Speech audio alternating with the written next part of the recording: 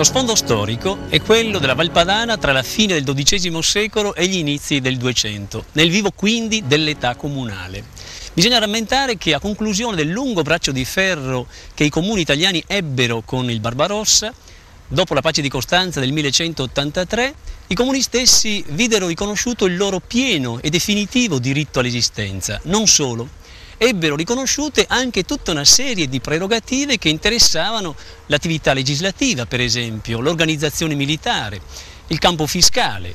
In una parola, erano decollati come veri e propri enti politici padroni del proprio destino.